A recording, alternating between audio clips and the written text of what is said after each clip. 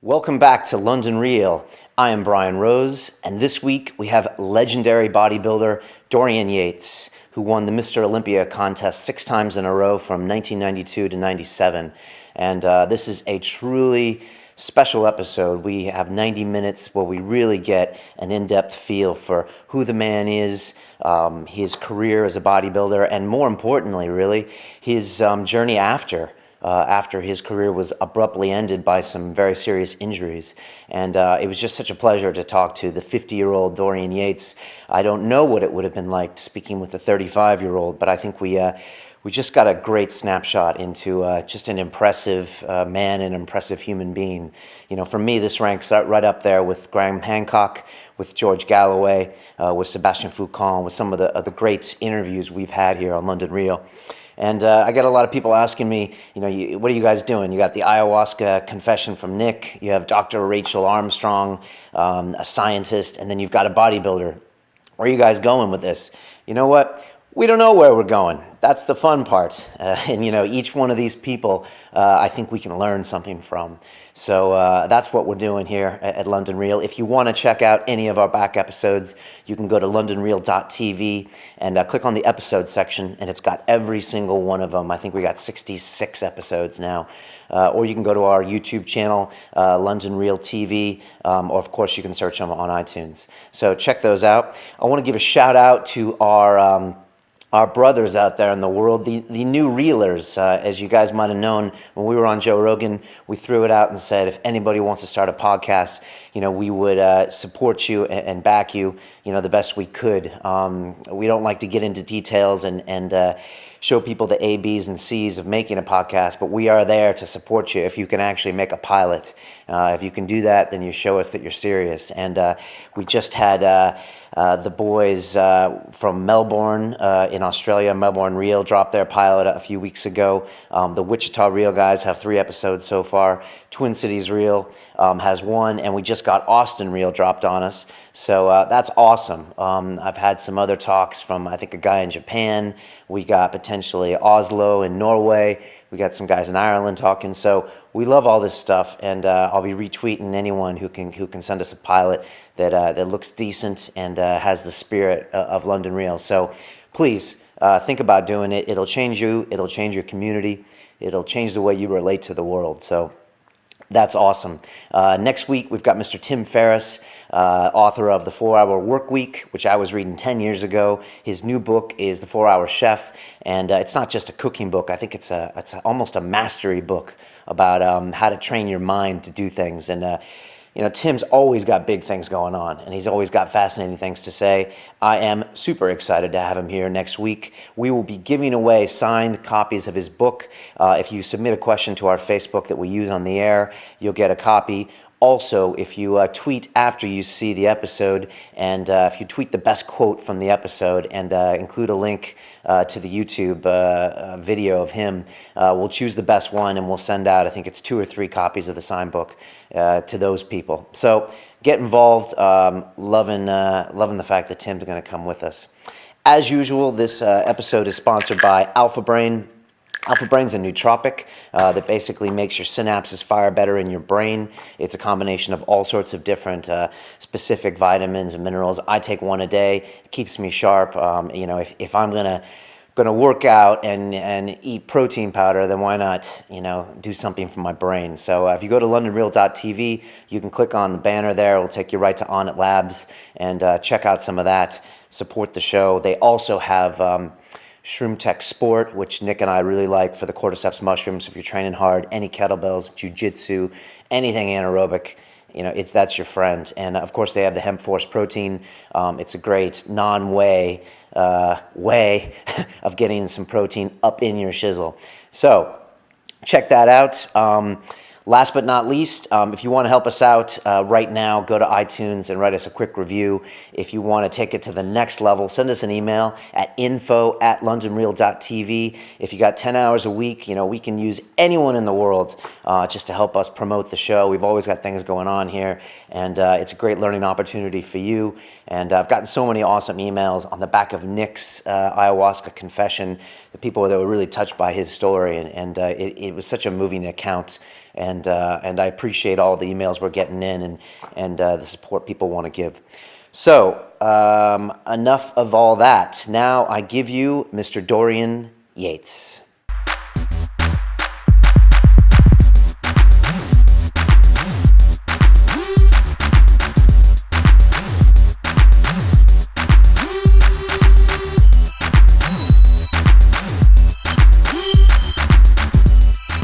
This is London Real. I am Brian Rose. This is Nick Gabriel. And joining us today is Mr. Dorian Yates, who is a professional bodybuilder and a 6-time winner of the Mr. Olympia title. Welcome. Thank you very much for having me, guys. Something different, you know. Thanks for being here, man. It's a real pleasure having you here. You know, we've had a lot of different people on the show before. We've had members of parliament. We've had best-selling authors like Graham Hancock. We've had Olympic athletes. But when I told people that Dorian was going to be on the show, it's like, especially males, like this weird sense of like awe comes across them. And they talk about you almost in like a supernatural way. And I was wondering if you could explain how your work in bodybuilding, why it has such a visceral, almost like carnal response from people like that. Well, I started competing in UK back in the 80s and quickly worked my way through the ranks to go to compete in the professional bodybuilding, which is, or was, and probably still is, basically an American-based sport. Most of the athletes and the whole industry is from the States. So I think the fact that I came from the UK, where we have, you know, basic facilities and the sport's not that big here, and I was able to go from the UK and actually still training in the UK and going to beat the best guys in the world who mostly were US based.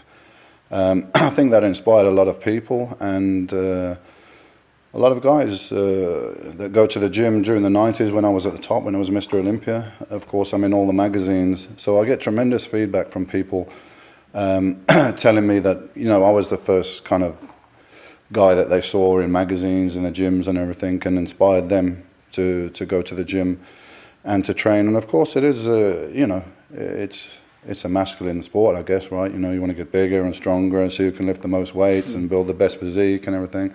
So it is male, you know, very male sport, I guess. So perhaps that's why you get the reaction. Think about this. This guy sitting next to us in our studio was the best built human being on the planet for a large portion of the 1990s. Yeah, that's... Doesn't that blow your mind? That does kind of blow my mind. Yeah. And not only was I unique because I came from UK and previously all the champions were in the States, training in the States and everything like that. I came along with a totally new method of training, which was was against the grain. Pretty much everything I do has been against the grain, but it's worked for me. So my training approach and my training philosophy was much different from the people that came before me. So we're spending much less time in the gym, but the workouts were very, very intense and brutal. So before, people spending maybe 2 hours in the gym 6 days a week and so on. But my belief was and still is that that's counterproductive. You need to go in and give your body a very intense, sharp kind of shock for a short period of time. So probably less than an hour in the gym and 3 or 4 times a week. So that was totally against the convention. But the physique that I was able to build with that kind of training was literally reshaped the sport. You know, it was a huge leap ahead, and kind of a Roger Bannister moment. You know, in running, when he was the first guy to break the 4-minute mile, whatever, and then once he achieved that, the people saw that it was achievable. Then, you know, more people came along that was able to do that. So I think I had that kind of effect in bodybuilding, and a huge effect on the way people approach the sport, nutritionally, training-wise, and everything. So it's more than Dorian Yates, you know, the great physique, winning contests. It's the influence I had on the sport and kind of a no bullshit approach, you know, that I think people appreciated. Yeah, you know, speaking of your no bullshit approach, I remember reading an interview with you when I was maybe 16 or 17. It's when I first really got into working out, and it was a transcribed interview in a magazine that you had given live just after Mr. Olympia, and some guy in the audience said, Bill Phillips recommends you do this, and you just said to him, well, if you want to look like Bill Phillips, then go ahead and do that. And I thought that was just fantastic. That's pretty much, the proof is in the pudding. Yeah. You know? This is your high intensity training, like Yeah, system it's that you created, very right? intense and heavy, but short. You know, it's not bodybuilding is not an endurance sport. You know, guys were spending 2 hours in the gym. They were breaking themselves down as much as building themselves up. So, yeah, it's a short. It's very intense. It's hard work, but it's not a long period of time. And then as a bodybuilder, I mean, the rest of your job's outside the gym, and that's very taxing mentally and so on, because you've got to eat the correct food at the correct time. You've got to get enough rest, all these things. So it's pretty much, although you're not in the gym 24 hours a day, it is pretty much a 24-hour day job. You know, you never leave it behind. You play soccer, you play golf, you throw your golf clubs in the cupboard, and that's it for the day. You're finished. But bodybuilding, it's with you all the time. You've got to be conscious. You've got to what you're eating. You've got to eat at certain times to get the most out of your training and so on. Is it the hard part, resisting those temptations, resisting the pint or resisting the cakes? Is that the harder part of the job? I would say, for me anyway, going in the gym and lifting heavy weights, it's hard work, but that's fun, right? Yeah. But to actually fight against all your instincts and everything that's coming from your body, this is more the contest phase. In the off season, where you're building more strength, you're building more muscle, you're building your body up. Your diet's somewhat still restricted, but you're eating quite a lot of food. When you're getting ready for a contest, and you're trying to strip the body fat down and maintain as much muscle mass as you can, which is basically a contradictory goal. And so you've got to restrict your calories whilst, most athletes, if they're going to train harder for a competition or do more training, they're going to eat more. That's natural, right? With bodybuilding, you're doing more training, you do more cardio exercise, you're still training hard with the weights and everything, but you've got to eat less food. So, every instinct in your body is telling you, you must eat, and you're saying, no, I'm not. So it's a challenge, which I always enjoy the challenge. So that's the toughest part. That's what separates the men from the boys. You see a lot of big guys walking around, but how many big guys get into shape and win contests? That's a different matter. That's tough, and that's, you've got to have a really firm goal in order to be able to deny the short-term pleasures. That's pretty much the advice I give to people. Mm-hmm. You must have a goal if you're going to give up, you're going to be able to give up the short-term kind of pleasures and so on for the long-term goal. Of course, most people are not competitive bodybuilders. A lot of people go to the gym. I just think you need to have a goal in mind, whatever that is. You want to lose a bit of fat, you want to build muscle, you want to put 10 pounds on your bench press. It's always good to have those goals in mind. And that pretty much goes anything you do in life. The things I've learned from bodybuilding, the discipline and so on, you can apply that to anything, to business, to pretty much anything in life. And you're a big fan of writing goals down and being specific about the goals. Absolutely. I started training bodybuilding back in '83, and I retired in 1997 from competitive bodybuilding. And I've got every workout written down from 1983 to 1997, every single workout. And I got them all in exercise books and everything. It was funny because I was showing them to my son about a year ago and showing, like, this is what I did. I could see every workout, and also writing down all the different diets I did. If I changed my workouts, I would do one thing at a time so I could analyze, is this good or is this bad? If it works, I keep it. If it didn't, I threw it out. And eventually I got a game plan together, Is that expression, that is measured improves? And I guess you're the living embodiment of that, right? Yeah, if it ain't broke, don't fix it. Keep it. If it's broke, throw it out and don't worry about it, Just move along. I was reading Schwarzenegger's autobiography recently, and he said when he first started lifting, seeing the way different people would lift really helped him out a lot, because he would think, I can only do this, and he'd see a guy blast through 10 more reps than he thought, or an extra 100 kilos on the calf raise, and he'd be like, that's an aha moment.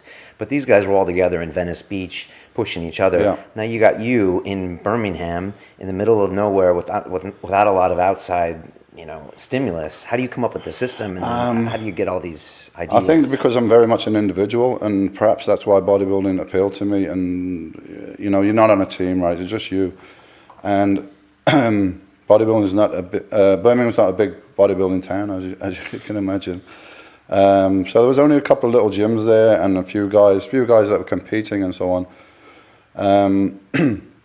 But I was confident enough to educate myself by reading as many books as I could on nutrition, on training, and then going to the gym and actually trying things out. And I was pretty, picked it up pretty good. If something wasn't working, I could sense it quite quickly.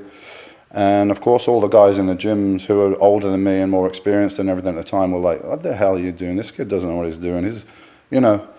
But I wasn't swayed by that. I just stuck to my guns, and the results spoke for themselves. And you didn't have a coach, really? I didn't have a coach. It's quite popular now to have a coach and a nutritionist and all this kind of stuff. But for me, that was the fun part of it, you know, is learning. It's your body. If you listen to it, really nobody should know better than you, you know, because you're living inside it. So you should be able to sense which kind of training works better for you, and nutrition and everything. Not to say that you shouldn't listen to other people. I listened to a lot of people, but I took what I could, and ultimately I decided whether this was working or not working. So having a coach was not something I would be comfortable with, because I couldn't just follow blindly what somebody else did.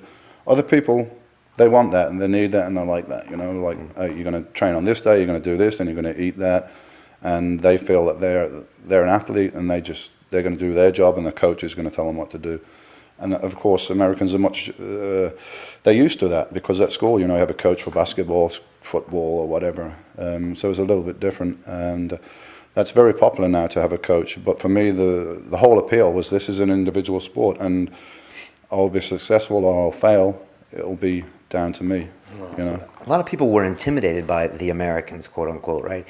Yeah, when I started, everyone was like, you know, they're talking to me as if these guys had 10 arms and 10 legs or something. You listen, they're like me and you. They're from the States, and they have better gyms there. Yeah, they have access to better nutrition and supplements and so on. Not so much now. Now it's more even, but back then it was a big difference. But they're men. They've got 2 arms, 2 legs, and they're like me and you, and they lift weights. And why not? And so I didn't accept that. And then it was when I got to be British champion, so I was the best guy over here. And that qualified me to be professional and go and compete in the States against the big guys over there in the professional ranks. And I didn't get much positivity then. It was like, oh, okay, so now you're kind of on a par physically with them, but there's a lot of politics involved, and you know, you don't know the judges. Your picture's never been in an American magazine. Nobody knows you. All this is going to go against you. So if I'd have listened to that and take that as gospel, it probably would have gone against me, or I would have gone with the wrong attitude. Mm-hmm. But my attitude was, look, I'm going to go there. I'm going to be the best that I can be, and if I'm really that good, they can't hide me away somewhere. People are going to notice. They're going to see. It's going to be obvious, you know. I went to my first professional show in New York, and it was the first time I've been to the States as well, you know. It was, you know, when I was training in Birmingham, when I was in my early 20s, I didn't have a car. I didn't have money for a car. I didn't have money for nothing. I was spent half the day on the public transport, going from the gym to work and back again. And all that time I was just dreaming about what I could do with my physique and what I could, you know, how I could win and everything. Anyway, I went to the States in New York, and there was a big lineup there. I think it was 26, 27 guys. And a lot of guys who are well known. They had publicity in the magazines and all that stuff. And I was there for 5 minutes, and the New York crowd, well, they were known to be very vocal, you know. They're not shy people in New York, right? Mm-hmm. What was the name of the so I was wondering, like, you know, how's the crowd going to be and stuff. Within 5 minutes, from nobody in the auditorium knowing my name, I guess, you know, we walked out and the whispers went round, and after 5 minutes, people must have known what my name was, because I started to hear, Dorian, Dorian, Dorian. That was amazing, you know, for me. That's insane. Coming from the UK and not really knowing what to expect and all that stuff. So at the end of the day, I got second place there out of 26 guys and a lot of experienced professionals. So I kind of smiled to myself and said, you know what, it's all bullshit. You know, like, if you're good enough, you're good enough, right? Of course, there's politics and this and that. It's part of life, right? But if you're good enough, you know, you rise to the top. You rise to the top, man. Is bodybuilding fairly transparent? I mean, if you got the 27 guys on stage, I mean, will the best guy ultimately win or place in the top 3? Well, you know, who is the best guy? Yeah. It's a matter of opinion, right? Because it's subjective. You have 7 people judging there, and what they'll do is they have 7 scores, and then they'll eliminate the highest and the lowest. So you end up with 5 scores from 5 people. And we have a criteria, for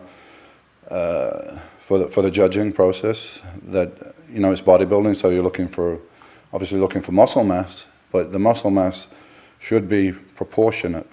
So it should be proportionately distributed. And of course, contest condition in bodybuilding means very low body fat, extremely low body fat. What kind of percentages are we talking? I'm not sure that there's really an accurate way to measure body fat. I think underwater weighing is probably the most accurate, but I never had access to that. We used to use skin fold calipers, but I found once you get below a certain level, they don't read that well anyway. And ultimately, it's like you got judges and the crowd sitting here and looking at you on stage, so they don't know what your body fat is. They can't measure it. So, but I would guess that my body fat was somewhere around getting down to 3%. It was super low. I remember a couple of contests when I was professional at first. I was walking around backstage, and backstage is a wooden floor like this, right? And literally my feet were really hurting me, and I was limping, and people were like, "You okay, dude? You cramping up or something? You dehydrated?" I'm like, "No, my fucking feet are killing me." And I couldn't understand why my feet were really hurting me until I looked in an anatomy book and I saw there's a fat pad under the heel and under your ball of your feet. There's a pad there, cushioning. And I guess, my body fat was that low that this pad of fat on my feet was actually getting depleted. How insane is that, dude? Guys, they're so dangerously low levels, aren't there? It's a temporary thing, though. You're not trying to maintain that for any period of time. That definitely wouldn't be healthy. You're peaking for a contest. Probably take 12 or 14 weeks of specific dieting and training to get your body fat down to that level. And trust me, it doesn't stay that long. It doesn't stay that low for long, a week after the contest, most guys have gone up 10, 15 pounds easily. What was the one meal that you looked forward to the most, or what was the one you always wanted to eat the most at the end of the contest? Nothing exotic. It was usually a really good steak, which was, all the contests were in the States, so you can always find a good steak there, right? Now here you can't, but in the States you can.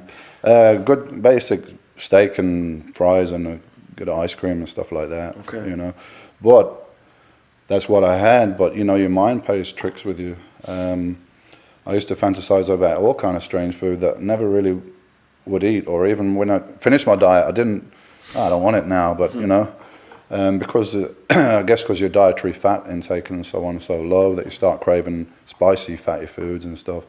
And I used to have dreams, I remember one day waking up and just in a panic in the middle of the night because I had a dream that I went downstairs and ate a load of sausages. I was like, no, I didn't really, did I?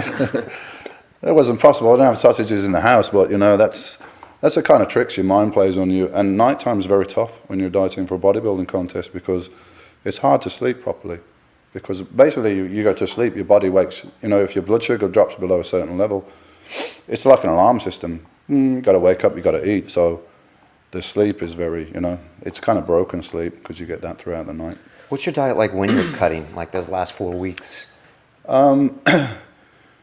Well, keep in mind that when I was competing, I was around 260, 270 pounds. So if I looked at my diet that I was eating for a contest, it's probably more calories than I eat on a daily basis right now. But we're talking about 4,000 calories. But in the off season, I'll be like 6,000, 7,000 calories. So it's quite a drop gradually from that level. And of course, you carry massive amounts of muscle tissue and you're working out and everything. So there's a lot of demand on your body. But it's over a period of time. I generally try to lose 2 or 3 pounds a week over about 12 weeks or something like that, Typical diet was mainly lean proteins like egg whites, chicken breasts, protein shakes, maybe a lean beef. Those were the protein sources. And then the fats were fairly low. Some carbohydrates from oatmeal, brown rice, and a lot of vegetables, obviously, broccoli, spinach, things like that. A little bit of fruit, but not too much. Hey, Dorian, sooner or later, Brian and I had to bring this up. You tweeted out on a couple of days ago that you were going to pull no punches on the show. And we're not sensationalist people. We're not going to try and trick you, but we really would like an honest account of steroid use in bodybuilding. No problem, man. Can you tell us about it? Can you tell us what you use? Can you tell us what the guys are using nowadays? I mean, is there anything you'd like to start with? Okay, yeah, I mean, I think the first Mr. Olympia was 1965, I believe. Okay. Larry Scott won the first Mr. Olympia in 1965. And Larry Scott's on record saying that he used steroids for that. So steroids have been used in bodybuilding and other sports since the early 60s. One of the earliest steroids available is Dynabol, and this was actually produced for the US athletes, you know, because the Eastern Bloc had their equivalent. They had their equivalent. So the US developed this, and that's pretty much how it got developed. And you know, what are steroids, first of all, and how do they work? You know, steroids are derivatives of testosterone, which is a male hormone. Gives you your male characteristics, but it also has ability to build and repair tissue. So they used to give it to people, for instance, in hospital situations if they got burns and so on, because the tissue is damaged and it needs help to repair more quickly. So that's what bodybuilders use steroids for. Athletes, any athletes where increased speed and strength is required, trust me, they are using them. Yeah, just that bodybuilders is maybe more of a minor sport. We don't have major sponsors that we need to, you know, keep happy and all that kind of stuff. So we can be more open about it and just say, oh yeah, we use them. But trust me, they use in other sports. Maybe not as much in some sports, but they're used in a. You got people that are in a competitive sport. You got competitive people, and they're going to do whatever is required to perform the best in their sport. So steroids are a derivative of testosterone, a male hormone. So what the scientists tried to do is minimize the masculine effects and maximize the anabolic or the repair building effects of testosterone. That's what steroids are, basically. And yeah, they've been used in bodybuilding, they've been used in track and field and American football and baseball and whatever, all these sports. They've been used since the mid-60s, early 60s. So there's nothing new under the sun here. And you know, you're able to train harder and recover more quickly. I think you know, your body gets to a point with training where to increase the response, you've got to, you know, increase the training and make it more stressful. It gets to a point where your body just kind of plateaus because it can't recover from this stress anymore. So it just plateaus because it's, you know, your body's intelligent, right? If I keep responding, this guy keeps putting stress on me and it's going to be never ending. So at some point it's going to find a balance and just, you're not going to respond anymore. And that's where steroids work. They can get you over that barrier because your body, you know, you're increasing your body's ability to recover from the stress. So, you know, a lot of people look at bodybuilders and, look at these guys, they just take steroids. Because we look so different, you know. You know, huge muscle mass, veins, and no body fat competition. We don't look that all the time. That's a competition look. But because we look so different, it's obvious. You can point a finger and say, look at this guy, he takes steroids. But a little skinny 10-stone guy that zips around mountains all day long in the Tour de France, he looks like a normal dude walking down the street. But trust me, those guys are used as much pharmaceuticals as any other sport, you know. So they're used in all sports, pretty much.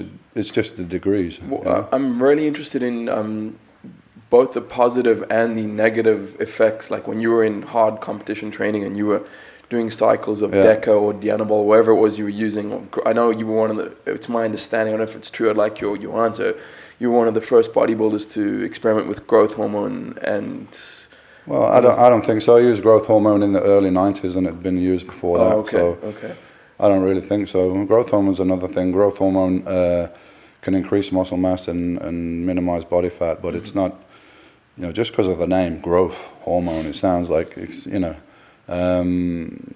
But combined with steroids, I think it took everything to a different level. Okay. You know, Schwarzenegger and those guys in the 70s, they were just using steroids.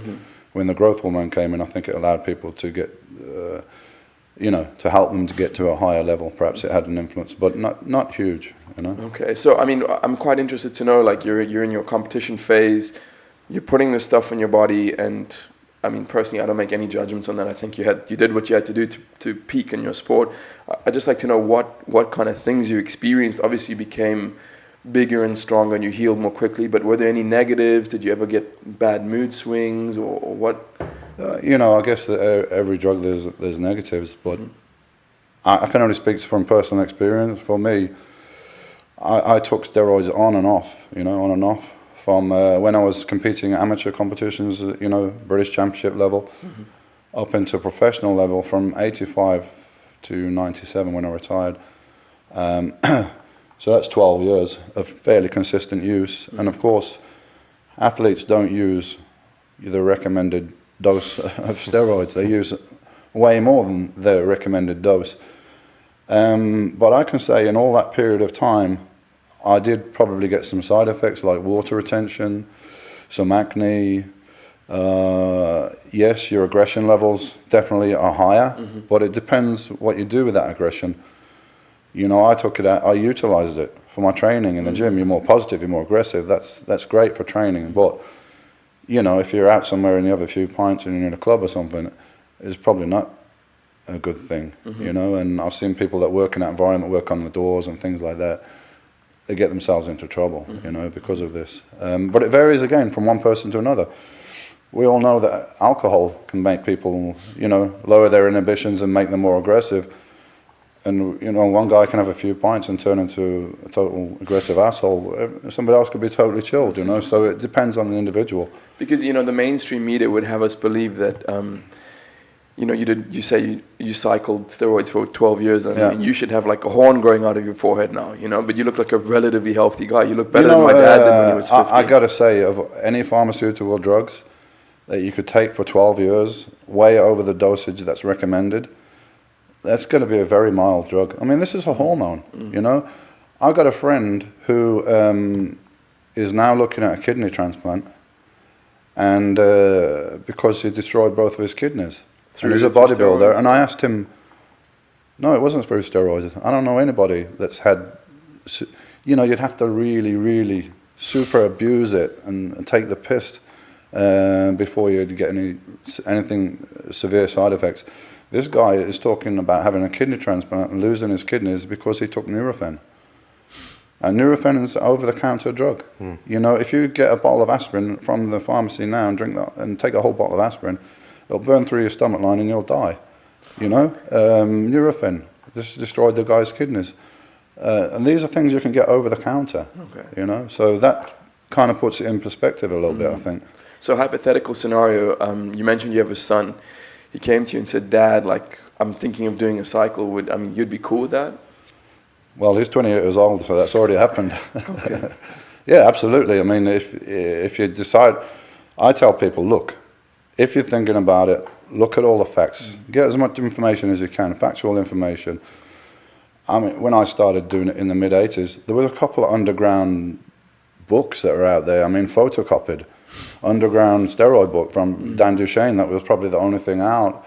And then there was another book, Anabolic Steroids in Sports, by Dr. James Wright, who, both these guys I actually met as well.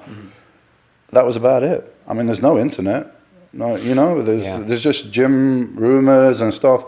And actually back in the 80s, we were very cautious because we did think, shit, this stuff, I've heard it can damage your liver and all these things. And I was very lucky that I had a doctor that supervised all my blood tests and everything throughout the years. And there was never anything in those blood test results for him to show any concern and say, hey, you got to give it a break or you should stop doing this and everything. But if you've ever seen a film called Supersize Me about a guy that ate McDonald's 3 times a day, after he did that for 2 weeks, his blood results were so off the chart, his doctor was begging him to stop. Yeah, it's true. So 2 weeks of eating McDonald's 3 times a day was much worse than me taking steroids for 12 years. That's interesting. Did you ever have a hard time sourcing them? Did that ever affect your training? No. It was, they were freely available back in the 80s and 90s, and there's less availability now because in the 80s and 90s what you had was steroids that were produced by legitimate pharmaceutical companies, and there was a lot on, floating around. Now that's pretty much dried up, and all the steroids available now, at least the great majority of them, they're black market, they're underground. So they're made in underground labs. There might be good, they might not be. Would you take steroids, Brian? Well, I mean, I was never trying to get huge, but just naturally huge. Yeah, right. It just seems so dangerous because it's like in this sport and in many sports, people are going to take them because they're competitive. But there's no science, there's no direction. You're getting them from the guy in the locker room, and then you're tripling it because you're an intense, not sure, competitive person. And like, what's the solution to that problem? I mean, there's a bigger problem now because you don't know really what you're getting. Yeah. I mean, it's usually I guess they're made in sterile circumstances most of the time, but it's not a pharmaceutical company, so you can never be sure of that. And because it's not controlled and it's a profit business, then of course people are going to be cutting corners, and they're probably not getting, some of the doses that I hear about people taking now. I mean, it just freaks me out. It's scary. But then I'm thinking, but are they really taking that much? Because perhaps what they're taking is only 50% strength or something. Perhaps that explains it. To me, it's another example of how government intervention and crackdown fucks things up. Like the war on drugs just made shittier drugs, like, you know what I mean, through underground sources. If everything was just regulated and you were taxed on your steroids the same way you could be regulated and taxed on the marijuana joint you buy in Amsterdam, it would be a way better system for everyone. It would be way better if all drugs were non-criminalized. Yeah, I agree with you 100%. Or take away a lot of problems. Yeah. How do you think it should be treated in other sports, like the Tour de France you were talking about earlier, Olympics? I mean, do you think we need to get to a point in the future where steroids are allowed and they're regulated and tested? My opinion is that, the guys should be able to do what they want to do, because the media's like pointing fingers at people and, oh, look at this guy's a cheat. But how is he a cheat when everyone else is on the same playing field, on the same level? And, Lance Armstrong now, what a tremendous individual that is. And now he's getting his name, they're trying to drag it through the mud because he used EPO and stuff but so was everyone else using it. So what? Yeah, I had that realization the other day. It came out about Lance, and I was like, oh, he was on drugs. And then I woke up the next day and I was like, so was everyone else. And he got up the hill. But he's still the champion, right? Because he pushed himself. And we got this saying in bodybuilding, like if you took the steroids away, the guy that's number one would still be number one. He might be 20 pounds lighter, but it'd still be better than the other guys. So it's like whatever percent it gives you, it gives it to everybody. Yeah, I mean, I think very few people are training in their particular sport, and they think, oh, if steroids are going to be the answer for me, what happens is they reach the plateau you spoke of, and they take steroids so that they can train harder, so that they can do more work. Well, when I started in the sport in the 80s, anyone that was taking steroids at that point was a serious competitive bodybuilder, and it was something you considered serious. I didn't take any for till I was doing my first competition. I wanted to learn about training, I wanted to learn about nutrition, and get something out of it. Now, there's way more people that take steroids now. It goes across all sections of society. You see people in the movies now that obviously are using steroids. People in hip hop. It's fashionable then to have a physique. These guys are all using steroids. High school kids now in the States. School kids. Yeah. I got people that come in my gym. They never ever have any intention of going into a bodybuilding contest, but they just see it as a shortcut to get the physique and the look that they want to get. Personally, my advice would be, unless you're competing, I wouldn't really consider it. But times have changed now, and now it's everybody knows about steroids, right? One of our fans asked about some of the Weider magazines, the muscle magazines, and how they give training advice, but they don't ever make reference to the drugs. And it's almost like this big elephant that's in the room when they read these magazines. But isn't that the same with all the sports? Don't we watch the Olympics and pretend it's all it's all good, and nobody's using any drugs or anything unless they get a positive drug test? Yeah, absolutely not the case. I think it's for me it's quite a difficult thing, because when you're a young kid and you're 15 and you're reading a bodybuilding magazine and you read how Ronnie Coleman is doing 30 supersets, but he's taking this whey protein. And then you want to go and emulate that. And you wonder why you can't walk for 3 days afterwards. It doesn't explicitly say Ronnie Coleman is also taking this stack of steroids, etc., etc. Well, that used to be the case, and now I write for a magazine called Muscular Development. It's probably one of the biggest magazines in the sport, maybe bigger than what used to be the Weider magazines, which were Flex and Muscle and Fitness. And I got my column in there, And I think I'm the first guy, or I'm the only guy, professional, definitely the only Mr. Olympia that I wrote an article in there about steroids and was totally honest. I even listed what I used, how I used it, what my opinions were and everything. Because I thought, listen, the best policy is just to be honest. But I understand the dilemma, because the question I ask myself is, if I'm totally honest and I put all this stuff down, am I going to be encouraging some kid that's young that shouldn't be doing this yet? But surely it's better to just put it out there and people can make their own decisions, I agree with you. 100%. And I was able to do that, and the magazine had no problem with that. Where in the past that would have been, it would have been a no-no. Because the Weeder empire wanted to present this image of bodybuilding, and they didn't want us to talk about the steroids. You once said training, genetics, nutrition, steroids, in that order. Absolutely. Yeah. Yeah, because without the training, let's put it this way: if you sit on your ass at home and watch TV and take steroids, what's going to happen? Nothing. You might get a bit bloaty and hold a bit of water.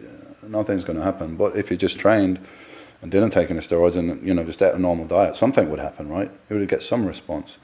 And so therefore, training is more important than steroids, because if you just trained and you didn't take steroids, you would get some results. If you just took steroids and didn't train, you wouldn't get any results. Steroids don't build muscle. Let's get that right. They repair damage. You've got to go to the gym to create that damage and lift some weights in the first place. Yeah, one of the quotes of yours that I read quite recently, I had read it before. You said that genetics can be broken through hard training. Do you still believe that? Genetics can't be broken. You can't change your genetics. Maybe it was a misquote, but a guy, let's say you got a guy that's super gifted. Somebody who's not as gifted as him can make up the difference through hard work. Okay. Yeah, that's pretty much my point. I'm sure there were guys that I competed against who had phenomenal physiques, but they were not anywhere near as dedicated as I was. You just outworked them, basically. I just outworked them, yeah. If they worked as hard as me, and I've been recording saying this, there's a couple of guys that worked as hard as me and as dedicated as me and as consistent as me. I mean, it's not just about training hard for a couple of months here. We're talking about the results of consistency, of 10 years of dedication, day in, day out, absolutely getting the most out of each day, every workout to be as good as it could be. Every day in the nutrition to be as good as it could be, and to be eating at the right time, everything. I was fanatical about everything. So all those little things add up to making a big difference. So if my competitor's not paying so much attention over a long period of time, that can make a difference. Okay. But, not to mislead people here, it's not like everybody that can be a competitive bodybuilding champion. And this is where you get some of the frustration and misinformation and misuse of steroids, because a lot of guys just think, well, if I take more stuff, I'll look like that, And these are the people that end up, with potential problems, because the guys that win professional contests, these guys are all very genetically inclined to build in that kind of physique. They've got genetic advantages, long muscle bellies, naturally low body fat, body structure that's balanced, all these kind of things. You can't get that from an injection or from a tablet, You can get bigger, but there's a lot of big guys around, but they don't win contests because they're not balanced. What are your thoughts on the idea that's floating around the sport now, that these guys they've pushed it beyond a point where it's aesthetically appealing and they just look grotesque? I mean, do you have any opinion on that? Yeah, sometimes it can be if the guys are not, if it's not in proportion and they're not in good condition. Yeah, but then I think these guys don't win contests. There's a lot of big lumps walking around. But to win a contest, you've got to be in shape. You have to have the proportions where everything's balanced, and you either got that or you haven't really. Do you think the current state of bodybuilding is better or worse than when you left it? I have to say I think it's worse, because I don't think the guys now they are really looking to come into the contest bigger and fuller and everything, and they're sacrificing the condition that perhaps we used to go for in the 90s. Although I was known for my muscle mass, going into the contest I wanted to come in like shredded, super low body fat, separated and everything. I didn't want there to be any difference between me and a middleweight or a lightweight as far as the conditioning goes, you know. Where now you've got big guys who are winning pro contests, and you can find guys who are in better shape in amateur contests. I think if you're the ultimate in your sport, you should be the best in every department, not just bigger and whatever. You know, you should be bigger, you should be better balanced, and you should be in better condition. Brian, you know, the thing that strikes me when we're speaking to Dorian is just pursuit of excellence in every aspect of what he does. And it's a common thing with the successful people that we interview, isn't it? Yeah, I mean, he's also a very, very intelligent guy. You know, I got off the phone with him the other night, and I was just like, okay, this is a smart guy. Yeah. And I was thinking about his diet, like in the on season. It doesn't seem like it would be difficult for someone like you. You seem very focused, and you know exactly what I was needs very to be done. focused. I knew what I wanted to do. You know, from the start, I wasn't thinking, hey, I want to be Mr. Olympia. That wasn't the first thing. But I actually came into the gym, I want to compete. I want to do this as a sport. This is not to impress my friends or impress the girls, or none of that was a motivation. Because if you look at my physique, I've got shots of my physique about 6 months after I started training. And everyone's like, I'd like to look like that. You know, a lot of people are like, I prefer to look like that than you did in a contest, because this is perfect. This is all I need, you know.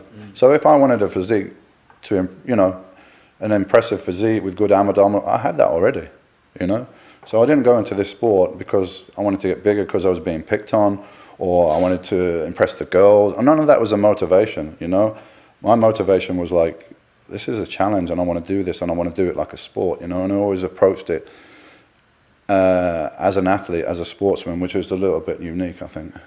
Did you ever get tired of the training? I mean, you did this 6 times in a row and won Mr. Olympia. I know you had some injuries at the end. I mean, you can talk about those. But was there a point where you just lose interest? I find that anyone has a passion for something, that passion has a half-life. Yeah, well, I got to be honest, like 97 was my last competition, the Mr. Olympia. And I got a very severe injury a few weeks out. I tore the tendon, detached the tendon from my elbow. But I do remember earlier in my preparation for this contest, I was starting to think to myself, man, this is starting to feel like a job. You know, this is starting to feel like a chore now. Where before it was total passion, you know, drive and passion. I want to, hey, this is exciting. Like, how far can I take this? You know, how far can a human body go? How far can I take my body? Like, I'm in uncharted territory here, because at the time no one had gone there and done that, you know. So that was all exciting, but it was starting to get a bit old, and because of the way I approached things, it was absolute 100%. I didn't ever go out to a nightclub and drink alcohol. I didn't ever go to the movies with my wife if it finished after 11, because I had to be home and eat my meal at 11:30, and I had to be in bed at 12. I mean, this was for 10 years, this approach. No let up. Even after the competition, some guys would take a month off, even 2 months, and not even go to the gym. I mean, I was in there next week, you know. So it was intense, and I guess nobody can keep that up forever. So it was starting to get a little bit old the last year, and then I got the injury, which was very severe, and I had surgery and so on after that contest. Went back into training to see, you know, how things were like, and I had to be honest with myself, like, this is really affecting my training now. The one side of my body, I already had one injury on this side, now I had another one. The training was, you know, I wasn't going to be able to do it. And I didn't want to try to do it with one arm literally almost tied behind my back and go to the contest and then get beaten by somebody who probably wasn't as good as me, but just because I wasn't able to be at my best. You did something that very few athletes do, which is you left at the top of your game. Yeah, fortunately. And the thing for me, though, was it was a bit traumatic because it wasn't a choice. It wasn't planned. Everything else I'd done was strategic. It was planned. The contest, when I should do it, and it was planned out. It was military, you know. And here, boom, like, what are you going to do now, you know? But perhaps I'm philosophical about it. Perhaps that had to happen because my life had to change a direction. You know, it was very limited. So yes, I won the Mr. Olympia 6 times, and it's a huge part of my life. But there is other things in life, you know. And at that point, I wasn't into anything else. So this was just I was in a tunnel, you know. Yeah, I mean, you remind me of. Go ahead. Well, you remind me. Was speaking to you, I have a very good friend who is young kid, 22 years old, physique like nothing you've ever seen before, huge into bodybuilding. But I sometimes wonder that it's maybe it controls him. I mean, we'd go to a movie and he'd have chicken breasts in his pocket wrapped in tinfoil, Right. you know, and it's where do you draw the line, you know? And there's self-discipline, but where is the point where it's no longer fun, you know? Yeah, I remember me and the guys, we used to go to the movies and stuff, and it was funny because when I went to the movies, I didn't want to take my chicken breast in. I wanted some popcorn and a cornetto, you know, Okay. like everybody else. So sometimes I let my hair down, but that was about it, you know. Okay. So, but it depends on what your goals are, you know. Like very quickly, I got to be the best guy in the country here, and then to be professional and go and compete in America. So there's motivation there to restrict yourself like that and everything. If this is your career, if this is your business and everything, then you can justify it. But I see a lot of people doing it and neglecting everything, neglecting their jobs, their family relationships, all these things begin to suffer. And I'm like, well, why are you doing that? Because you're never going to win a contest, or, you know, if you do, it's going to be a Mr. whatever, Mr. Birmingham or something. It's not going to change your life, man. Is it worth it? So, you know, individuals have to answer that question themselves. But it was a checkpoint for me where I won the British Championship here, and then you get your professional status, go compete in America in my first professional contest. And I didn't really tell anybody, but I had this in my mind. I'm going to go to this professional contest. And I took a good period of time out, like 18 months from my British Championship win, to train for this first pro show. So I'm taking time out, I've got time here, I'm giving it my best shot. Listen, if I don't get in that top 5 of that contest, then it's telling me, mate, you haven't got what it takes. Yeah? You're not going to get 10th place one year and then next year you're going to win. Historically, you look at the competitions, the guys who are really good, they're usually really good from the start, it's apparent. So I put myself under that kind of pressure. And to be honest, you know, is it worth the sacrifice? Is it worth the sacrifice of the people around you? Is it worth the sacrifice because you're not having time and energy to put into business, into other things and so on? So I was like, if I don't get in the top 5 of this contest, then that shows me I don't really honestly have the potential to be a top professional. So I won't compete anymore. Of course I will train, and I had a gym at the time, I had my gym in Birmingham, and was like, if this doesn't work out, I'm going to train and everything like that, but I'm going to maybe open more gyms or something. And that takes time, and that takes focus, and that takes energy. But history shows I got second place, and it went from there. You know, the next year I won the Night of Champions, I got second place in the Mr. Olympia, and then the year after that I won. So, but yeah, I was trying to be honest with myself and say, hey, look, if you haven't got what it takes, then you might as well chill out and just enjoy the training and open some more gyms or do something like that, you know. What was your 1998 and 1999 like? You know, man, it was tough, you know, really tough mentally, because I'm getting up in the morning and what do I do now? What's my motivation? I'm going to the gym in the morning like I always used to, but what's after that? It was like, you know, fortunately I was able to get into a business and be involved in that, in the supplement business with a partner here in the UK.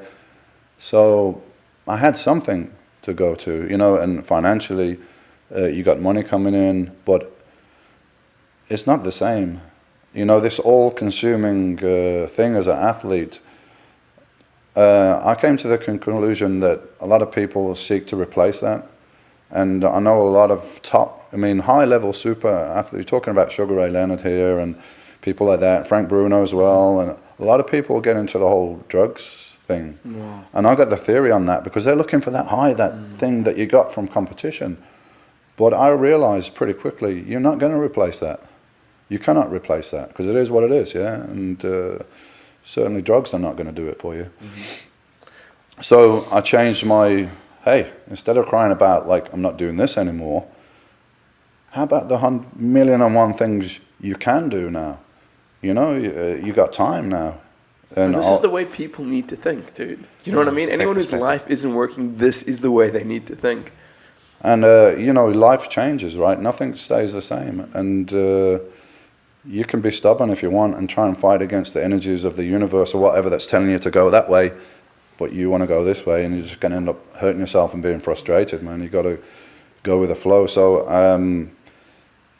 you know, I'm a totally different person now from the guy that was competing. That was a one-dimensional person, because all I concentrated on, all I thought about, and all I knew was this sport. Of course, you know, I'm aware of other things going around, but it's a tremendous focus and kind of tunnel vision that you get, and then you come out of the tunnel, and then you got to find your balance, your way back in life, and that did take me a few years to do that, to be honest. You know, speaking of energies of the universe, you told us just before the show started that you drank ayahuasca in the jungle in Brazil, which absolutely blew my mind. I never would have thought that you would have done that. Would you be willing to speak? Yeah, sure. I mean, I went through a period of time like almost perhaps like a mental, spiritual, emotional crisis coming out of this whole competitive bodybuilding thing.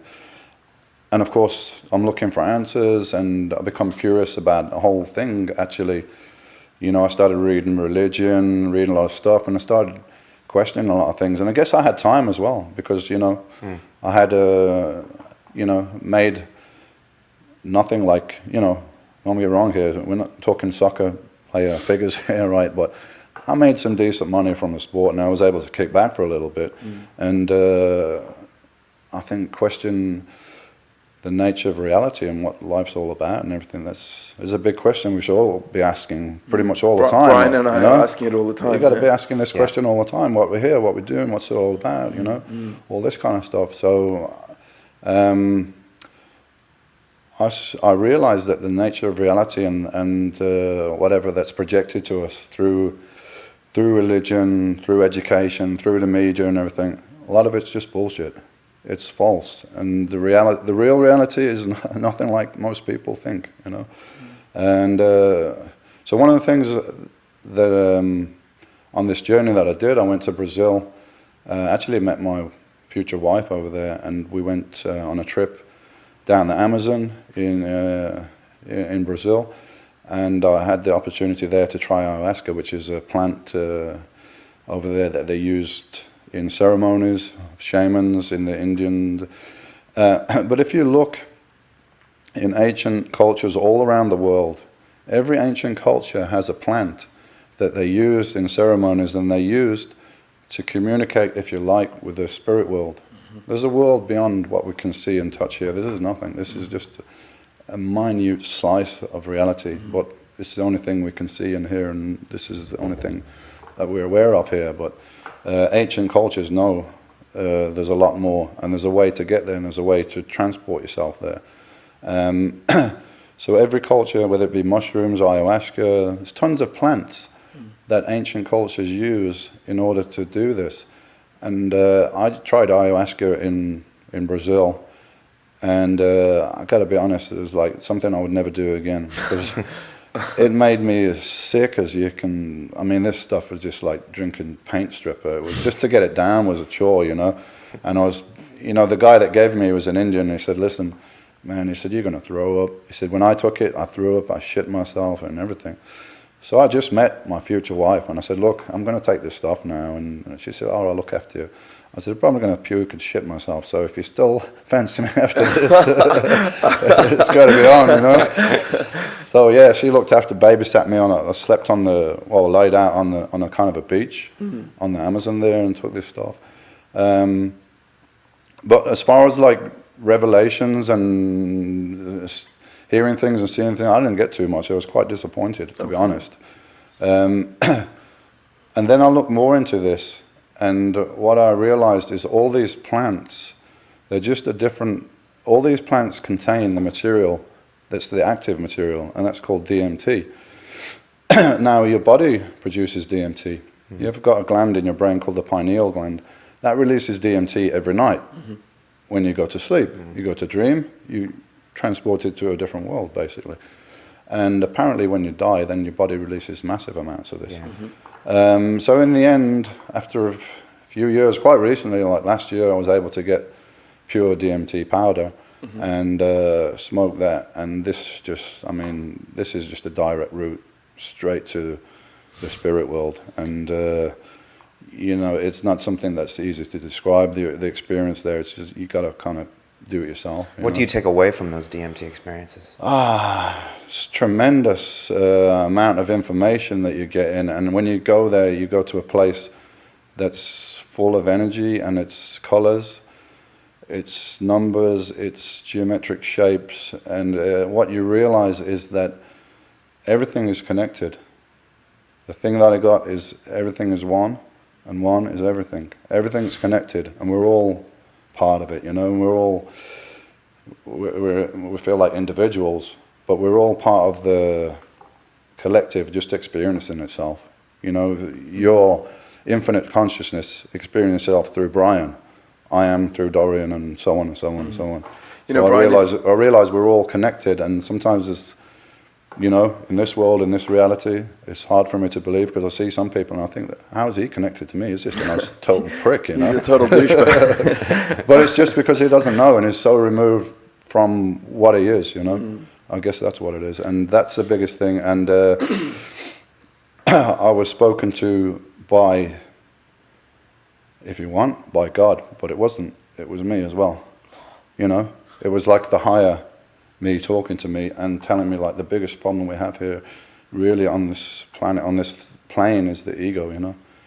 The ego gets in the way of everything, and the ego is not really you, you know. The ego is just a construct we've formed False in this self, right? yeah. Was ego what built your whole career? Probably. Okay. I mean, initially, why would you want to be the best in the world at something, you know? I guess it must be your ego.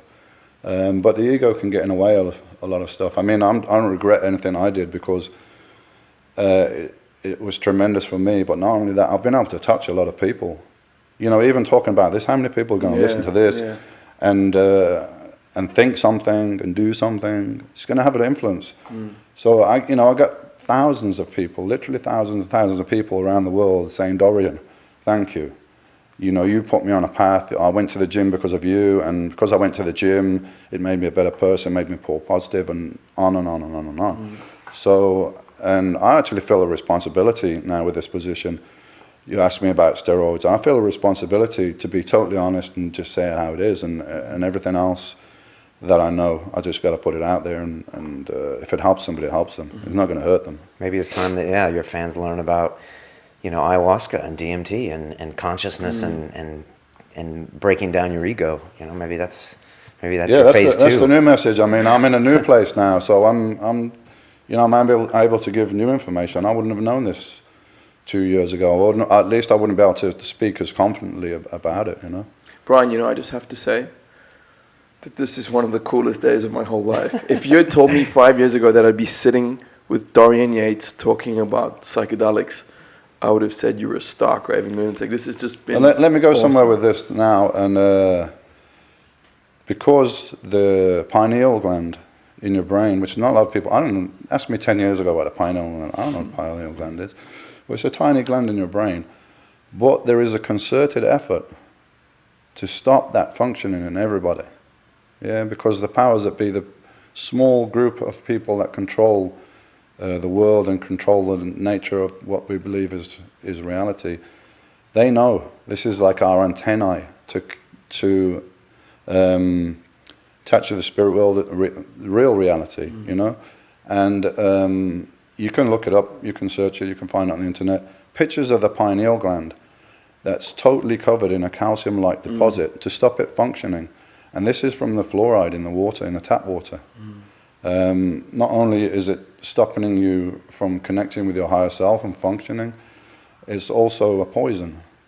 So please, like, don't drink the tap water. No? You know, I never drink tap water. I don't even use it for cooking or in my kettle or anything. Good for you. You know, during my second ayahuasca experience last year in London, I felt my third eye, my pineal gland, start to reactivate. Yeah. I could feel it like pulsing, and it was, I think, was probably shedding the calcification. Exactly. I felt exactly the same thing. I didn't know what it was at first. When I took DMT, just before I go into you know, you kind of sit back and go into a dreamlike state. I mean, you know, when you take DMT, same with ayahuasca, I can talk to you and you can respond. You're still in the room, but you're not. You're somewhere else as well. Why do you think these powers that be are doing that? Why do you think they're trying to suppress the functioning of our pineal glands? Because if we all realized how powerful we are and the nature of reality, we wouldn't be so easy to control. And it's all about control and controlling people. And you know, if you're a conscious person, you're not going to go across the other side of the world and shoot somebody just because you're getting paid. You know, you're going to start questioning things. You're going to start.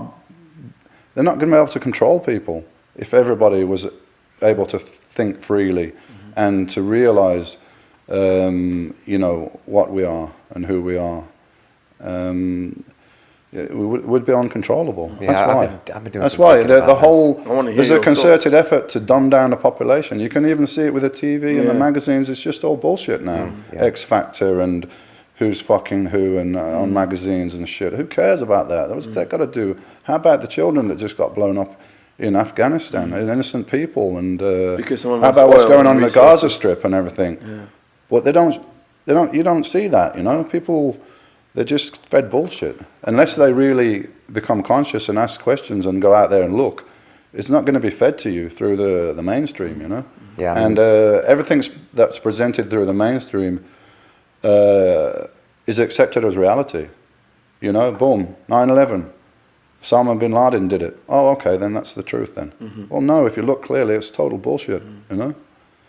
Brian, you said you having thoughts on that? Yeah, I try to think about this, and I mean, the only problem I have with conspiracy theories is I just wonder if there's a secret number of people that can actually keep it quiet. But I do think that the reason that psychedelics... Well, there's no conspiracy theory. Right. There's a conspiracy fact, There's and a it's conspiracy. documented. If you care to look it up, you can find it. I think that what I think is that it's not in the capitalistic interests of many of these companies, or even like Dorian said, the army, or all the people that sell McDonald's and want you to get the better sneakers and want you to do all these things. But once you start taking psychedelics, you start questioning being part of that Western consumer role. And I think the pharmaceutical companies and just everyone in general doesn't have any interest economically. Dude, I'm holding back tears. I'm so proud of you. No, I'm so proud of you, Brian. If we do that, that's my theory. I just think that people kind of try to hang on to the businesses that they have. Well, if I said to you that there is a cure for cancer, or in fact there's many cures for cancer that's out there and freely available, how would you feel about that? I would listen. Because there are people out there that are curing their own cancer, and the whole cancer industry is just, that's what it is. It's an industry. It's a massive industry. Why would you want to cure people? You know, even the cancer charities, I refuse to have anything to do with them because it's a business. You know, you've got a guy called Rick Simpson, Dr. Rick Simpson in the States, and he's cured literally thousands of people. Guess what he's cured them with? He's going to freak you out. No, it's cured with THC, which is an active compound from marijuana. No way. He breaks the plant down and concentrates it into oil. And people that with terminal cancer, they've been told they're terminal, are being cured. And I'm sure there's other cures out there as well, but it's not in the interest. If you know, marijuana is a plant, you can't patent it. There's no profit there. You know, I don't want to go too much on about ayahuasca, and we just did a big show, which I told my experience in Peru, but I've just come back from Peru, and there was a very clear message that was given to me when I was during my fourth ceremony by the jungle, and it was saying that where you come from, people are sick. Like the world is sick. We're sick because we're disconnected. We're totally disconnected from where we should be. That's what I think. And people got no idea what's really going on or what's the reality, because their reality is fed to them through schools, religion, and media. And all those are controlled organizations. And I think it's systematic, you know. How do we break that cycle? Or do you have plans to try to educate people? Well, you know, I'm just being me, and I speak to a lot of people and do what I can do, and I just try to like touch somebody with something that would spark something, or start them questioning things and looking for themselves, you know, because I'm not right about everything, and I don't know everything, you know, but I know things are not right. I always knew that, but I know it more clearly now the older I'm getting, you know.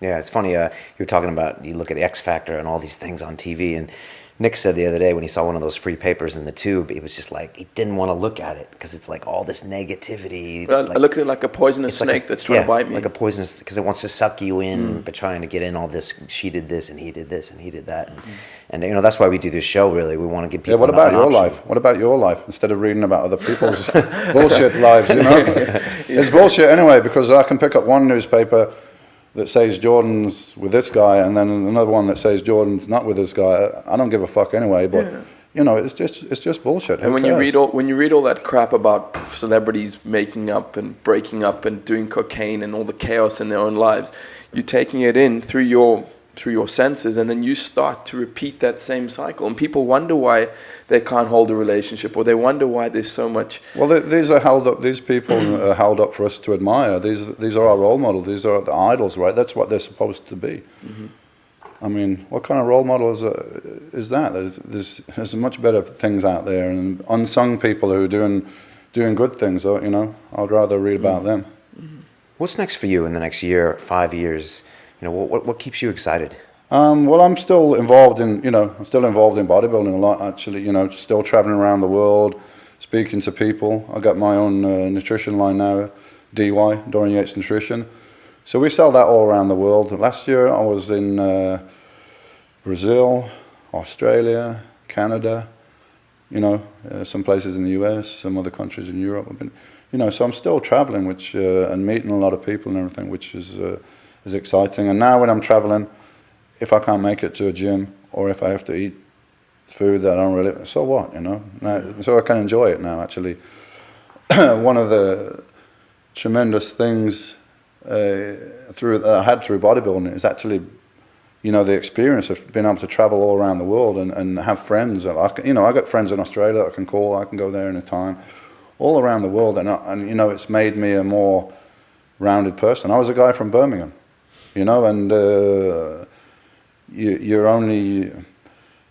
it depends what you're exposed to, you know, and you only get exposed to a certain amount of thing if you stay in one place or with one culture, one group of people. But I've been all around the world and experienced different things, and I'm sure it's had a huge effect on the way I look at things. What do you miss about the bodybuilding community, and what don't you miss? I don't really miss anything because of the competitive thing. I did that, you know. I love to train, but I don't do just bodybuilding training now. I don't train real heavy. I do a lot of circuits with weights, so it's kind of, you know, it's cardio, but it's muscle building as well. Sometimes I'll train with some martial arts guys, some fighters and stuff. And sometimes I do a bit more conventional bodybuilding, but I love to train. I love to go in the gym and train. So I'll always do that, you know. That's the part of bodybuilding that I love. But to be honest, going to watch bodybuilding competitions and stuff like that's not something that I choose to do anymore. But you were always kind of removed from the I mean, your nickname was the Shadow, right? Well, can you explain that nickname? Well, the Shadow started because when I started competing mid-80s over here, and it could have been a marketing plan, I guess, a strategic plan, but it wasn't. It's just Dorian being Dorian. You know, I'm more extrovert now, perhaps, and more confident and so on. But when I was a young guy, I was kind of introvert. So I wasn't a guy who, you know, shouted about himself how great he was or went everywhere and you'd know. If I walked in a room, I'd be the quiet guy. You wouldn't really notice me that much. And what I did is I trained and I was getting better and better and better, and people, you know, there was no internet then. So it's a small community, so word gets around about this guy from Birmingham. I was a young kid, he looks great, and then I went to a competition and I won it. I actually went to a novice competition. It was a small one, but I went there and it just freaked people out. They're like, "What are you doing in this novice competition? You're way too good." I'm like, "Yeah, it was my first show." And why aren't you in the heavyweight class? I don't think I'm good enough now. It's my first show, you know. Not good enough? You're probably better than our best guy we've got right now. I mean, what the hell, where did you come from, you know? And then I disappear again. Go back to the gym. Nobody hear anything from me. Just go back to the gym and train and train and train. And of course there's rumors, but nobody knows. And boom. Then I turn up at the next competition, blow everyone away and off again. Go back to my gym and just isolate myself. And I did the same thing as a professional. I went to America. And what the hell? Who's this guy from? Where is it? England? What the hell? Boom. Went back to England. Don't know anything. Can't see me. So sounds like a genius, masterful it was marketing ploy. It was a genius psychological plan to psych out my competition, but it wasn't. It was just me being me. And when you get to the professional ranks, and especially in the 90s, the whole thing was really around Gold's Gym in Venice, California. Right. That's where all the pros trained and lived, and there was a huge community there. So these guys could see each other every day. Brian's not looking that good. It looks a bit fat. What do you think? This kind of, Dorian, we don't know anything about him. And that's kind of scary. Like, is he looking good? Is he looking, what's happening? I don't know. Nobody knows, that kind of thing. That's cool. So, it wasn't a strategy, but it was just me being me, but it did have an effect, Brian, I think I'm going to start calling you the Shadow for never answering your text messages. Oh, really? It's such a cool name, How many head games go on backstage, when you go to these competitions? Well, you had the Pumping Iron film, right? I don't know if you've seen that with Arnold in there, and that's just like, but it's just dramatized for the movie, right? I guess this whole thing could be a bit boring to an outsider, so they tried to add a bit of drama in there. But not much really, excuse me, because by the time you get to the competition, look, you either got the goods or you don't. It doesn't matter what I say or do or whatever, but still, I had my way of doing things. I remember I competed in the first Mr. Olympia competition against Lee Haney. Now, Lee Haney was Mr. Olympia when I started training, and now I'm competing against this guy. That's so cool. But I'd changed my point of view at that point to when I got there. He was no longer Lee Haney, my idol. He was Lee Haney, the guy I want to beat now. But I do remember being backstage there and pumping up and everything, and he was close to me, and he had still had his track top on, and he was pumping up and everything. Looking over, then he took off his track top with his back facing me, and I was like, oh shit, So I was like, all right. So after that, I always stayed covered until like the last minute, and I could feel all the other guys waiting and watching and till the last minute to see what I was looking like, and I'd leave it till the last minute, and then boom, and there's, oh no, shit, you could feel that going around. So I guess that was, and I always try to have my own little spot, my little changing room and stuff, things like that, Little tips. You're known as being a super intense guy when you do train, and I was just wondering where that comes from. I know a lot of guys that are top bodybuilders come from tough childhoods and broken homes, and they use that some way to fuel themselves. And I was wondering I didn't have a easy time of it as a kid and stuff like that. So perhaps that's where it comes from, the motivation. But it was always like a pride thing for me, like I can train harder. I'll push myself more than everybody else. It was like a pride thing as well. And the same with the diet. It was a discipline. And if I broke that diet, I couldn't look at myself in the mirror. I would have let myself down. So this whole thing was not about building, it was about building physique and about building the best physique and everything, but it was beyond that. It was a mental thing. It was almost like mastery over yourself, because who wants to go and put 600 pounds on your back and squat up and down until you're nearly puking? Who wants to do that, Brian, you said something to me once. You said, I don't believe that all men are created equal. And when I meet a guy like Dorian, I completely understand that. There's very few people that have the genetic, spiritual, physical, mental disposition to be able to do things. The other thing I noticed is that you see a lot of top athletes and people in any field, and it's usually the ones that are competing with themselves that get that success, because they're not really trying to prove it to everyone. They're just trying to prove it to themselves. That was pretty much what I had. I had guys that I competed against as professionals that I had to beat, but when you're number one, that's not so much a motivation as before, because you already beat this guy now. So now you're the guy that everyone's looking at. Everyone's chasing. So who do you chase now? Chase yourself. Try to beat yourself, And the same thing with the diet, like every instinct, every impulse is telling you, you must eat now. And you're saying, no, I'm not going to eat now because that's not my plan. I'm going to override you. No. So it's a mental discipline, you know. And as I said before, I mean, the training and stuff is hard, but for me it was fun. I enjoyed that physical challenge, so that's hard. But the hardest thing is the diet. Mentally is very hard, and that separates the men from the boys, I think, you know. Like, there was a lot of big guys around that never made it to that stage, you know, because they couldn't handle that, the diet. Wow. What are your thoughts on Arnold Schwarzenegger? Well, they say if you're going to think good to say, don't say anything, so. We'll get that off the record. I mean, let's be serious. Arnold has done more than any individual to bring attention to bodybuilding, first through pumping iron, and then through the, you know, big mainstream movies and everything. So he gave the sport a big boost through that, so we have to be thankful for that. But honestly, I don't know him really that well. We had a bit of a, well, he felt that he had to attack modern bodybuilding and myself as the leader of modern bodybuilding in the mid-90s through the magazines, and I did a reply to him, which kind of, he shot himself in the foot because he was criticizing myself and the sport and everything. And I just replied like, you know, I don't know how he can criticize me or the sport because he doesn't know me. I've never met him. I've never spoken to him personally. And he doesn't know anything about the sport because he doesn't come to watch the competition. He never goes to Mr. Olympia. Arnold does exactly what's good for Arnold. So at that point, he wasn't coming to the competitions. And I made the response in the magazine. And I think the feedback they got, male-wise and everything at the time, was pretty much 100% in my favor because Arnold's achieved a lot, and perhaps because he has a huge ego, you know.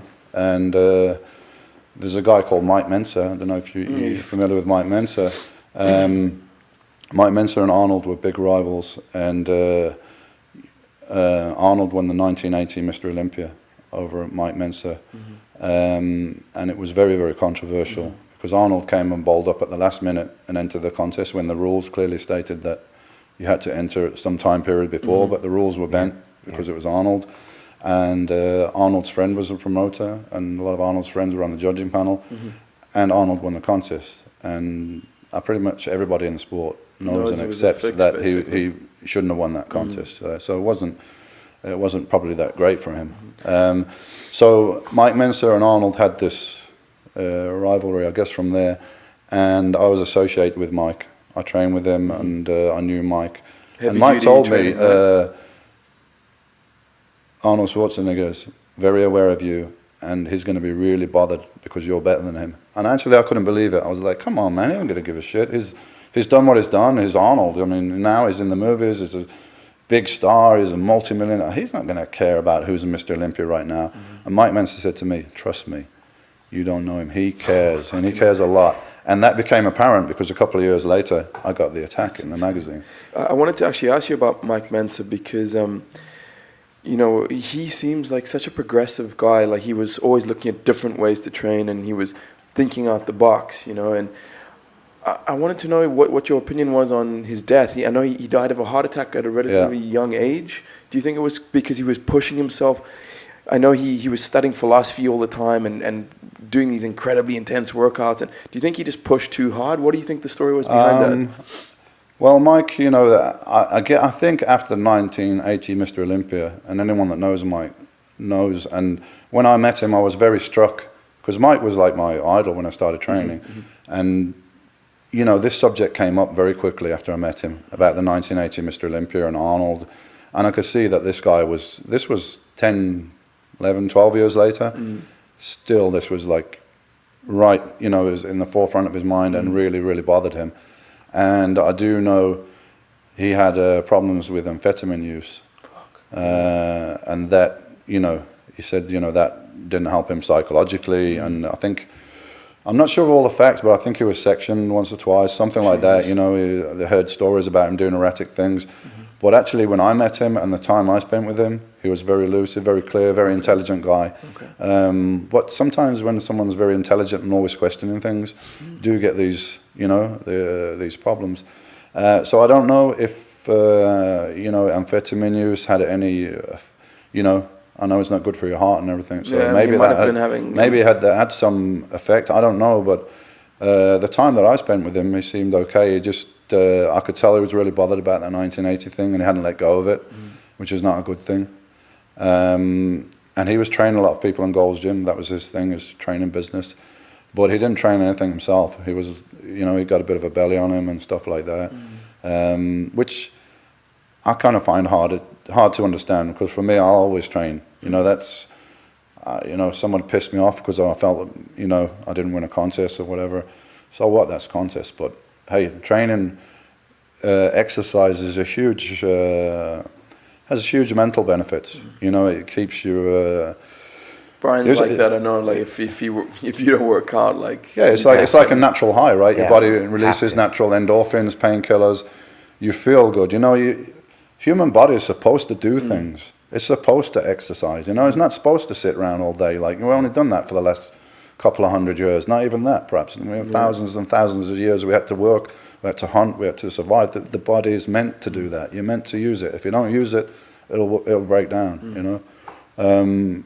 So yeah, I really don't know what caused his untimely death. And the freaky thing about it is his brother Ray passed away like within days of Mike passing away, and wow. His brother passed Maybe away. Arnold Schwarzenegger had them assassinated. I don't know, man. Right. You said it, not me. Now we're gonna get sued. You know what I was just thinking? I think Dorian should start his own podcast. Yes, definitely. Or he should come back on ours at least. Yeah, that's true. You call it Dorian Real. Yeah. But you really should. You can have guests. And well, talk to your I do. fans I got a on Facebook page, and I put a lot of posts on there that that start people thinking. I had a lot of people write back to me and say, "Hey, listen, shit, you've started me on a hole. I've gone down the rabbit hole now, Once they see something that's not right, I've done a lot of posting about the 9/11 and the banking system and, things that are presented us through the media over here, about situations abroad and on all that. It's like, it's so removed from reality, I think people are going to be blown away, especially talking about, the DMT and all that. Just it's great to see someone like you with new ideas, Well, like I said, I do my monthly column with Muscular Development magazine, and we covered, we covered the steroids in bodybuilding and my experience and my views and all that stuff, and I also did one on marijuana use in athletes and what the facts are there, and I think there's a 30-year study they did in California on lung damage from smoking marijuana, and what was the result was they didn't find any. They were looking for it and expecting it, but they didn't find any. My point in the article there was a lot of athletes use marijuana to relax, whatever, So, and that's something that's been demonized falsely through the media. And if I tell people like, hey, marijuana can cure cancer, they'll just totally freak out, because this like, what are you talking about? This drug, this dope, this, this negative thing that I've heard about, and these are my beliefs that have been given to me, and I'll hold on to these, It's like everything else, the reality is sometimes quite different. I think a lot of people are changing their views on cannabis, but it's slowly moving east, and it's going to take, I think, another 5 or 10 years to get to the UK. I mean, probably, we see states like you got 2 states now in the US where it's it's legal. You also got, I think Portugal have decriminalized all drugs now. Man, next time you're in the States, Dorian, you got to go on the Joe Rogan show. Joe would have a field day chatting to him. Oh, Joe Rogan, he's cool, man. I've read a lot of his stuff, and Joe would love you. Yeah, I think Joe is a guy that probably 5 years ago, if you'd asked him, he wouldn't have believed any of this stuff. I don't think he even tried marijuana 5 years ago because of his views, Yeah. He was a very late bloomer on that, because he was sold the same thing. Pot's for these loser potheads, marijuana's for this type of person. Even Eddie Bravo. Yeah, look, it's going to make you lazy and achieve nothing in life. Yeah. Look at me, I'm a perfect example of that. You're going to be unmotivated and not going to achieve anything in life. Of course, bullshit, Well, Joe's spread the word about this just by talking about it. I think the more that, Nick and I started talking about ayahuasca about 10 months ago, and, people hear the stuff you're talking about DMT now, it kind of starts the cycle of change, For sure. But it's tricky over here. You were saying that in England there's no respect for the bodybuilding as a sport. Absolutely. I mean, how many 6 times consecutive world champions do we have in any sport in this country? I don't know I don't think we have any, right? So during the 90s, I was this guy. But any attention from the media, they wanted to put a negative slant on it straight away. My first experience with the media was a mainstream tabloid, and they came to do an interview with me, and the reporter spent like the best part of an afternoon with me.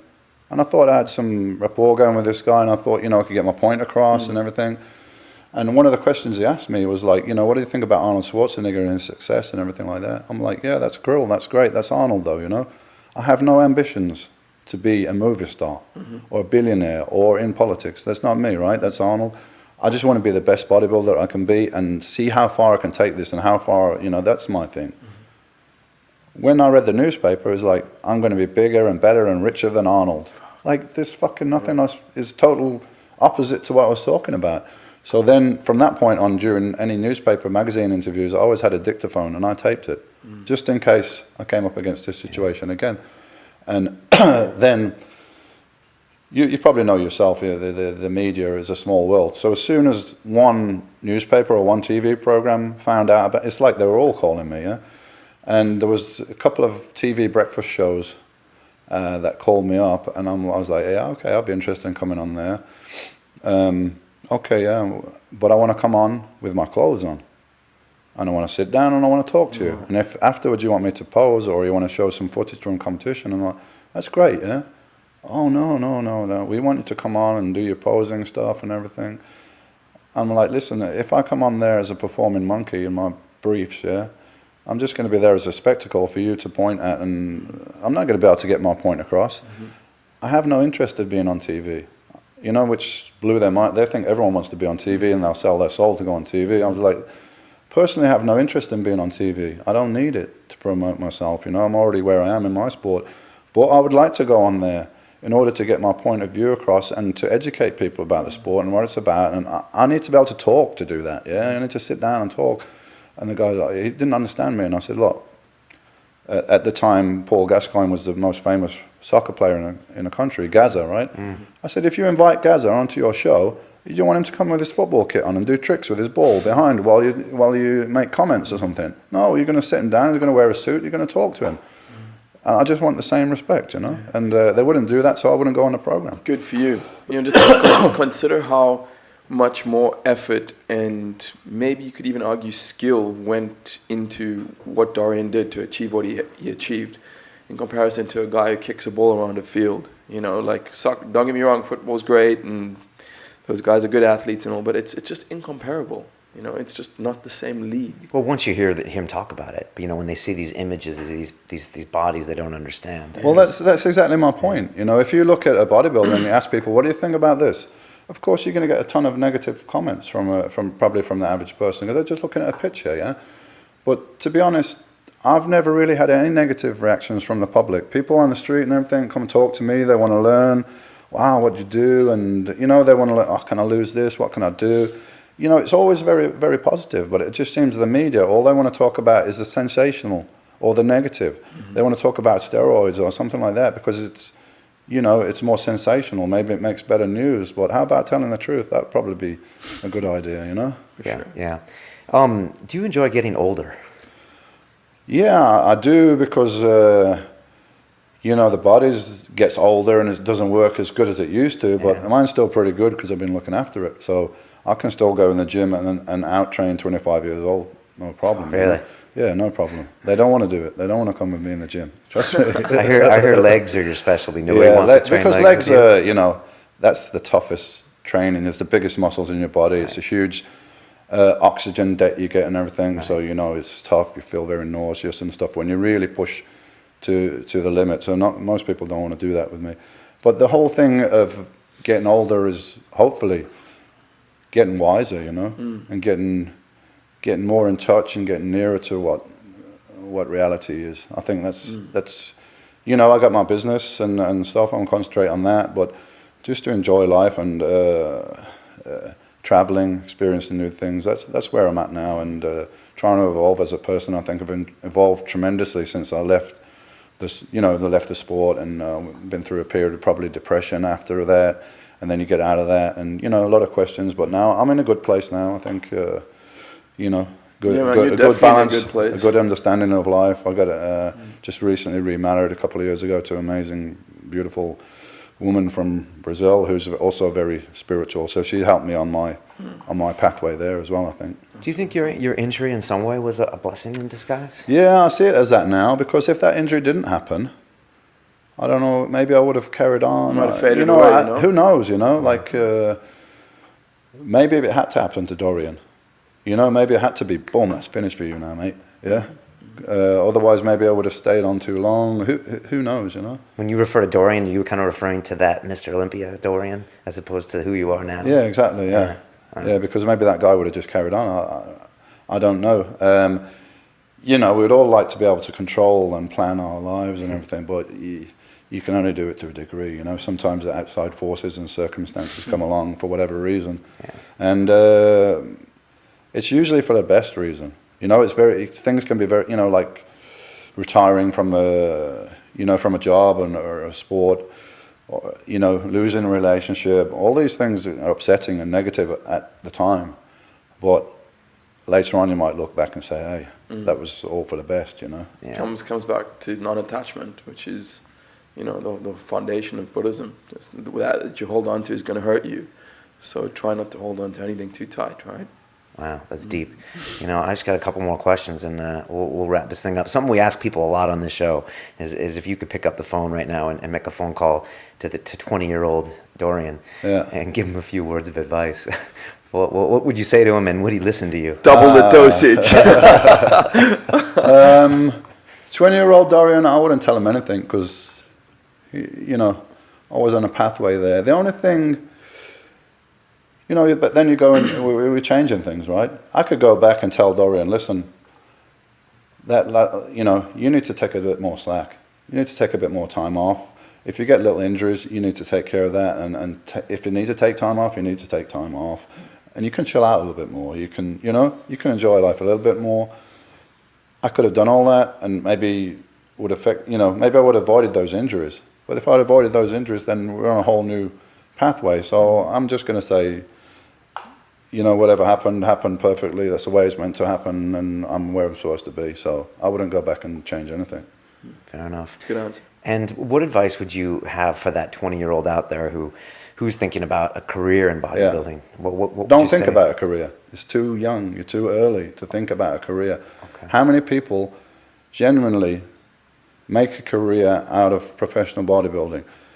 So you can pick up the magazines and you can look, and it looks all glamorous, and these guys all look like superstars and they're promoted as such. But how many of them really make a career, a real professional? That means that that's your sole source of income and you're doing well off that. 10 guys in the world? Wow. 10.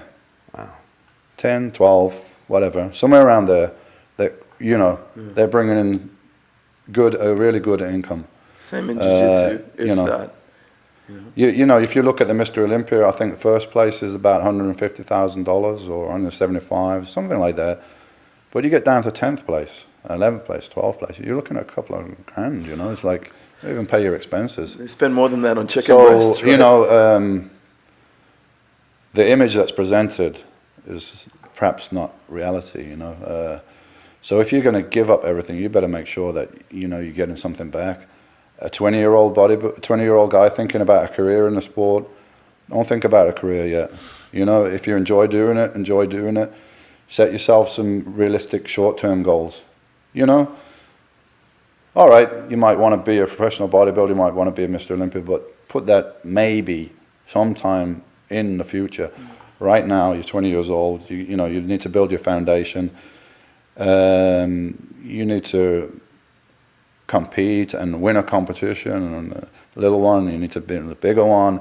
If you can get to be the best guy in England, and be the Mr. Britain, and be the best guy here, British champion, then you can maybe start thinking about it. But I don't even think about it before then, because it's an illusion. It's not there. There's only a few guys that can do it. You have to be very, very good to do that. And there are thousands and thousands and thousands of people around the world probably thinking the same thing, you know. I'm not being negative saying you can't do it, but when I was 21, 22, 23, start competing, I wasn't thinking about, you know, being Mr. Olympia at that point. And I was very, you know, obviously it became apparent quite early on when I was competing that I was, you know, I was ahead of everybody else. Wow. I just wanted to say thanks to one of our interns, which is Diego Ferreira, who put us in touch with you. And I know you're still doing Ferreira? Yeah. That's my wife's name. Was it really? Yeah. Yeah, I think that's his surname. He was a Brazilian guy. He went up and trained with you. I know you're still doing personal training. Diego. Yeah, Diego. okay. But how do people get a hold of you? You are still doing personal training sessions. Yeah, as well, right? I do a limited amount of personal training because I do most of it here in the UK. And I'm not here all the time, but DorianYates.net, that's my main website. Everyone, you can go on there. You can contact me through there.